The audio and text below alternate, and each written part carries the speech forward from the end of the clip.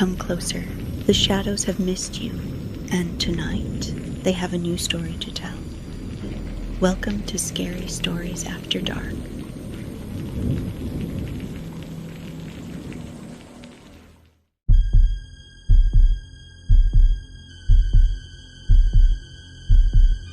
The screaming tore through the rain like a siren. A man burst out of the motel's front door and stumbled into the parking lot barefoot, slipping on wet pavement and something darker. His hands clutched his stomach, fingers slick, eyes wild with panic. Help! He choked, voice cracking. Somebody help me! Shapes gathered under the overhang. Guests, staff, strangers pulled from their rooms by the noise.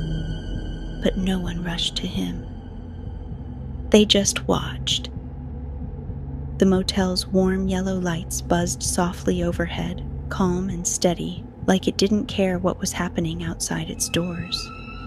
The man's gaze snapped upward toward the second-floor walkway, toward the far end, toward the blank wall where no door should be. His expression shifted. Not fear. Relief. Like he'd heard something calling his name. It's okay, he whispered, smiling faintly through the rain. He took one step toward the stairs, and his body jerked violently, as if yanked by an invisible hand. His mouth opened in a soundless gasp. His eyes bulged. Then he hit the pavement hard, the rain pooling around him in dark, spreading fingers. For a heartbeat, the world went silent. Then, from somewhere deep inside the motel, a slow, satisfied creak rolled through the walls. Like rusted springs shifting beneath fresh weight. A bellhop's key ring clinked softly in the quiet. One key hung apart from the rest, swaying like a pendulum. 9. And a mile down the highway, an approaching engine sputtered and died. Officer Nolan Pierce had learned over the years to trust two things: his gut, and the way silence always meant something was about to go wrong. The night was wrong from the start. The sky wasn't black like it should have been. It was a bruised, unnatural red, like the horizon was bleeding behind the clouds. Rain came down in cold sheets, rattling against his windshield, hard enough to blur the world into smears of neon and shadow. The wipers fought for their lives, squeaking across the glass like they were trying to warn him. Fog pressed in from both sides of the highway, thick and heavy, swallowing the shoulders and the tree line until the road felt like a tunnel cut through nothing. Nolan's radio crackled. He lifted it closer to his mouth, thumb pressed to the button. Dispatch, I'm about a mile out. I'm responding to... Static ate the rest. He frowned and tried again. Dispatch, repeat location. I'm losing you. Nothing but a low hiss, like someone breathing through their teeth. The hairs on his arms lifted beneath his uniform. He glanced at the clock on the dash. 1:58 a.m. Nolan tightened his grip on the steering wheel and leaned forward, scanning the fog for anything resembling a turn-off, a street sign, a flare, anything. And then his cruiser coughed, a sudden, ugly stutter, like the engine had swallowed water. No, no, no. Nolan tapped the gas. The headlights dimmed. The dashboard lights flickered. And then the car shuddered hard enough to jolt him forward against his seatbelt, the engine making one last strangled sound before it died completely. Silence fell so fast it felt physical. The rain didn't stop. It kept drumming on the roof, steady and patient. But everything else went dead. The hum of the engine, the low whine of the radio, even the faint static that had been filling the space. Nolan sat there for half a second, breathing through his nose, listening. Nothing. He tried the ignition again. The key turned, but the engine didn't even try. The fog outside looked thicker now, closer, like it had noticed him. "Okay," he muttered, forcing calm into his voice. "Okay, just a stall."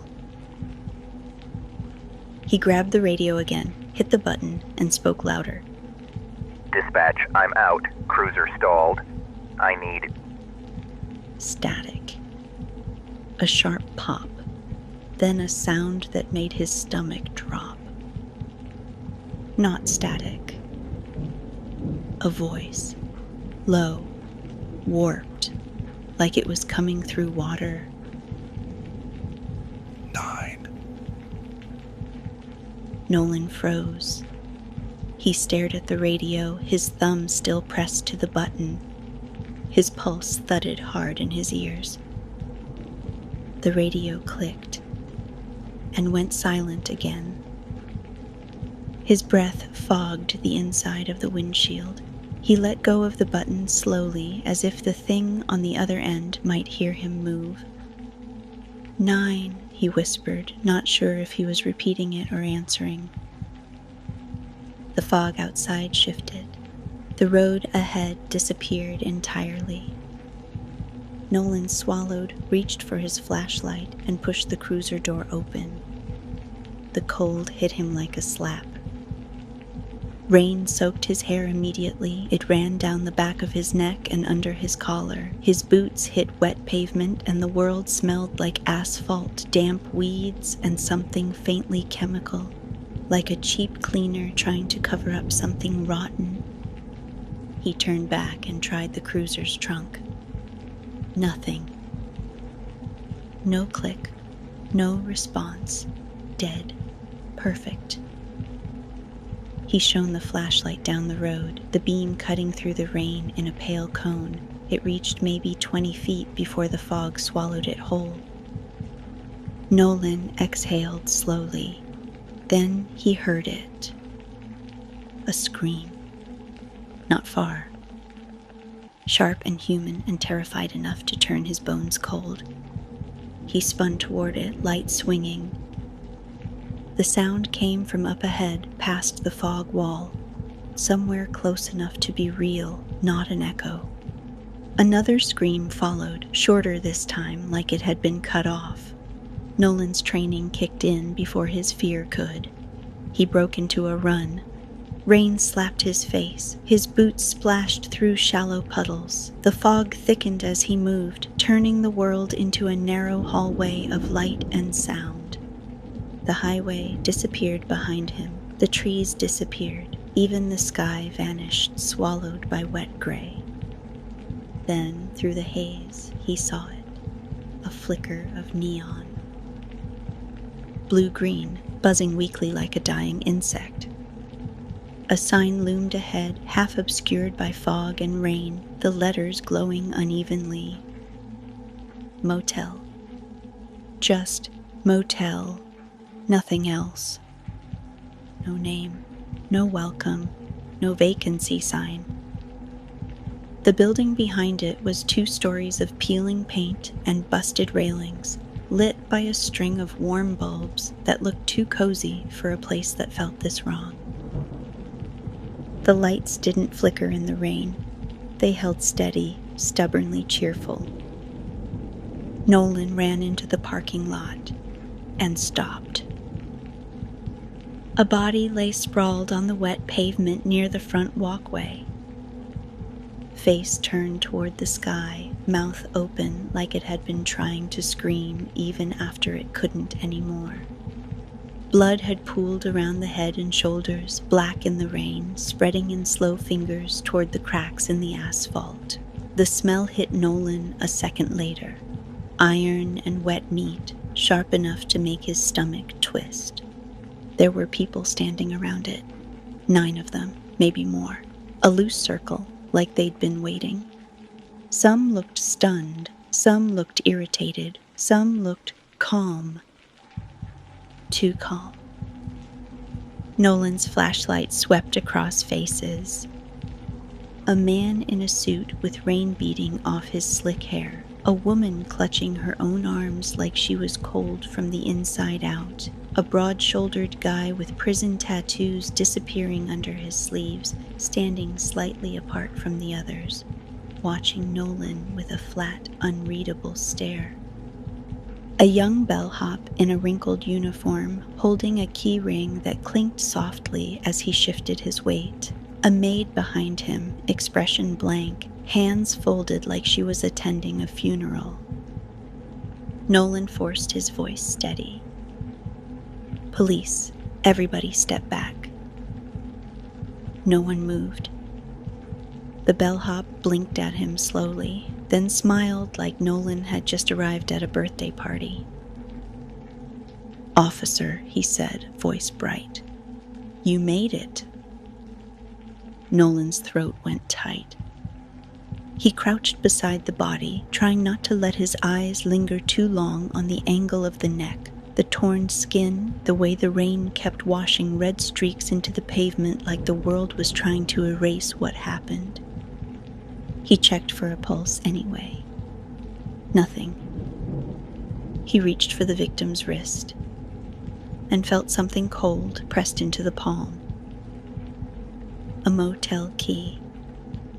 Nolan lifted it carefully, rain sliding over the metal. The key tag was old plastic, yellowed with age. The numbers were faded, like they'd been rubbed over and over by anxious fingers. But he could still read them. His stomach dropped. 9. Nolan looked up, eyes narrowing toward the second-floor doors. He scanned the walkway, the room numbers bolted beside each door. 1, 2, 3, 4. Across the courtyard, 5, 6, 7, 8. There was no 9, no missing plaque, no empty space where one had been ripped away. Just no 9. The rain seemed to get louder. Nolan turned the key tag over in his gloved fingers. On the back, scratched into the plastic with something sharp, was a single word. Rest. His breath caught. Behind him, one of the guests spoke, quiet, trembling. I saw him walking." Nolan snapped his head toward the voice. A young woman, pale, shaking, pointed toward the hallway like she couldn't stop herself. "He was like sleepwalking," she whispered. "He wasn't responding. He just kept saying he needed to go back, that he needed to go back to his room." Nolan stared at her. Which room? Her eyes flicked toward the wall at the far end of the second-floor walkway, the only solid stretch of paint and stucco with no doors, no windows, just a blank, rain-streaked surface. Her lips parted, and when she spoke, her voice came out small, terrified, and certain. "Room 9. Nolan's pulse hammered. He followed her gaze to the wall. The fog behind the motel swelled like a living thing, and somewhere inside the building, faint, almost drowned out by rain, Nolan heard it. A long, slow creak, like old springs shifting under weight, like a bed welcoming someone home.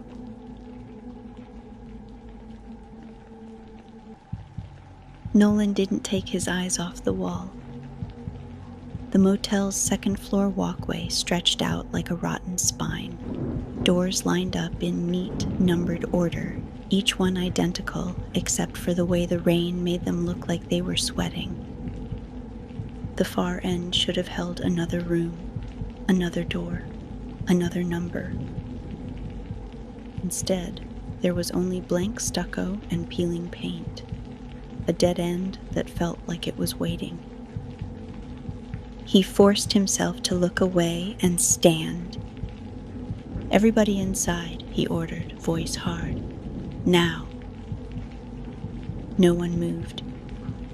The bellhop's smile didn't fade, but something behind his eyes shifted, like he was amused Nolan thought he was in charge. The man with prison tattoos, Eli, watched Nolan the way a stray dog watched a hand that might strike. Nolan's pulse thudded. He hated this. The circle of faces, the rain, the smell of blood clinging to the air like a confession. "Inside," he repeated. "I need names, I need statements, and I need you where I can see you." The manager finally stepped forward.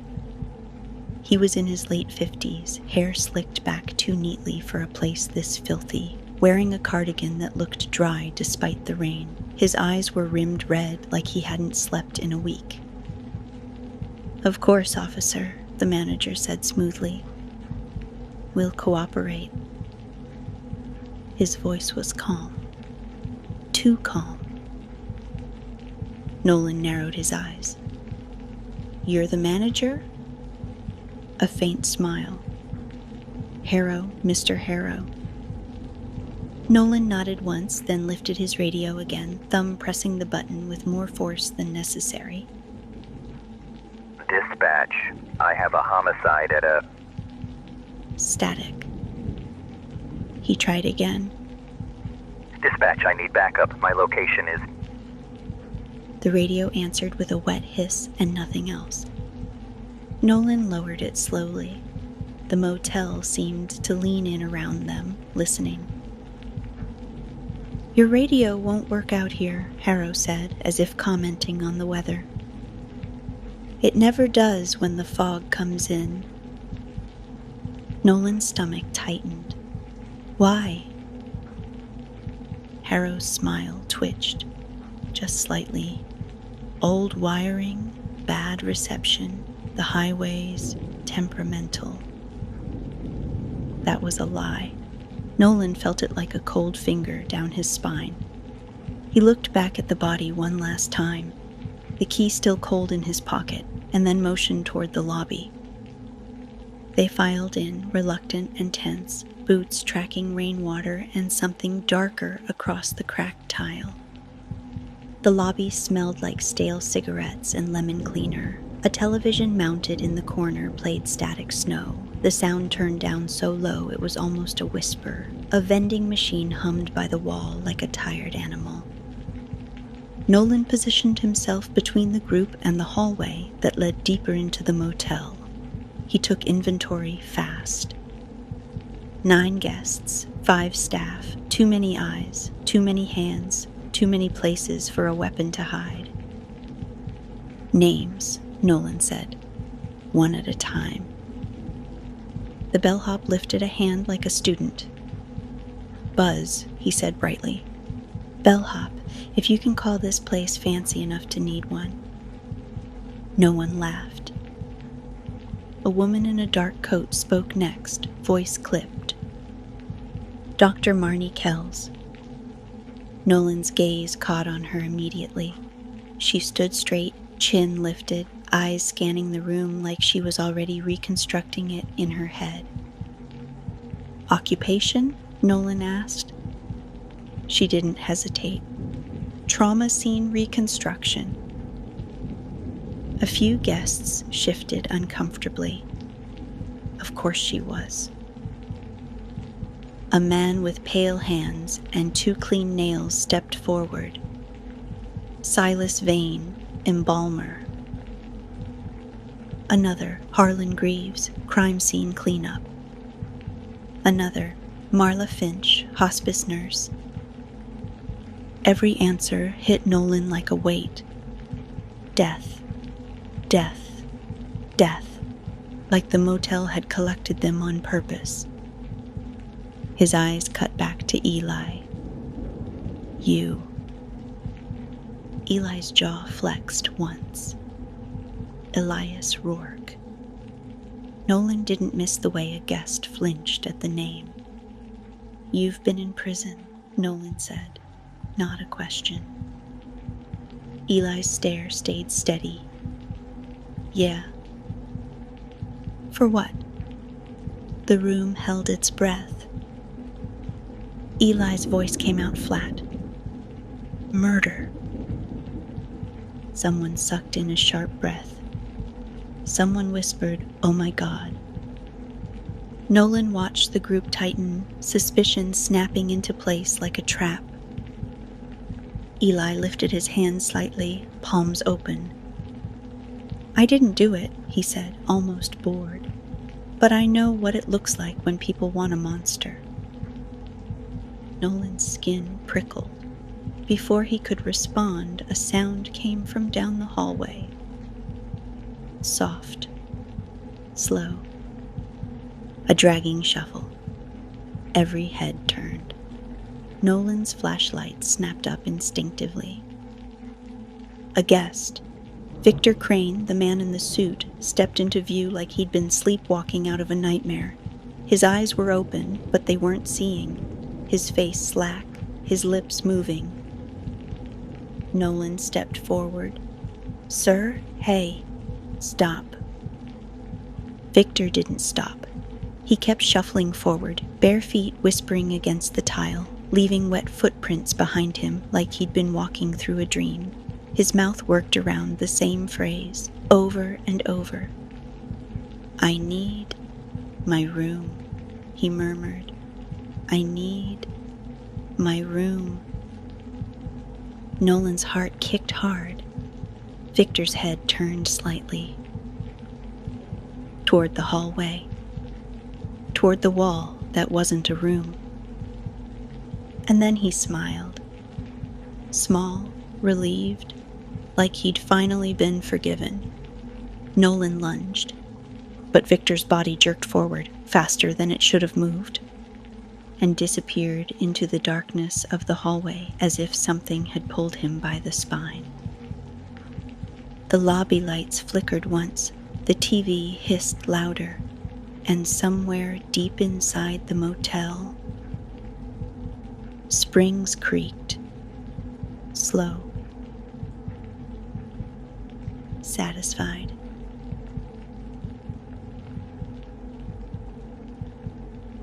Nolan hit the hallway at a sprint. The air changed the second he crossed the threshold. Colder, thicker, soaked in the smell of damp carpet and something faintly sweet beneath it, like fabric softener trying to cover rot. His flashlight beam bounced wildly off peeling wallpaper and framed prints of landscapes that looked too calm to belong here. He heard Victor's bare feet slapping the floor ahead. Too fast. Like someone was dragging him forward without letting his heels touch properly. "Stop," Nolan barked. His voice sounded wrong in the corridor. Smaller, swallowed. The Motel 8 sound. A door creaked open somewhere upstairs. A soft click followed, like a lock turning itself. Nolan's instincts screamed at him to slow down, to wait, to call for backup he didn't have. But Victor was moving deeper, and Nolan couldn't let a man vanish into the fog of this place like it was normal. Eli's boots pounded behind him. "Officer," Eli called, voice tight. "This is a bad idea." Nolan didn't answer. They rounded the corner toward the back stairwell, and Nolan skidded to a stop so hard his boots squealed on the wet carpet. The hallway ended. Not at a door. Not at a wall. At nothing. The corridor simply stopped existing, like the motel had forgotten to finish drawing it. Where there should have been a turn or a maintenance closet, there was only blank space filled with fog, thick as milk, rolling in slow waves like it was breathing. Nolan's flashlight beam cut into it and died. His pulse hammered. He stepped forward just one cautious step, and the carpet beneath his boot felt warmer than it should have been. Almost alive. "Where the hell?" he started. A sound came from inside the fog. A soft, wet inhale. Then a whisper. Not Victor's voice. Not human. A sound that felt like it slid straight into Nolan's skull. "Rest." Nolan froze. Eli grabbed his shoulder hard, yanking him back. "Nope," Eli hissed. "No, we are not doing that." Nolan turned on him sharply, adrenaline flashing hot. He went in there. Eli's eyes were wide now, and for the first time he looked scared, really scared. "Yeah," he said, voice low. "And if you go in, you're not coming back." Nolan swallowed hard, forcing his gaze back to the fog. The air smelled faintly of lemon cleaner and something else. Warm skin, old foam, a memory of sleep so deep it felt like drowning. His stomach rolled. "Victor!" Nolan shouted, voice cracking against the walls. "Can you hear me?" Nothing answered. Then, a single slow creak. Like a mattress shifting under new weight. Nolan's hand tightened around his flashlight until his knuckles burned. "Back," he said, more to himself than Eli.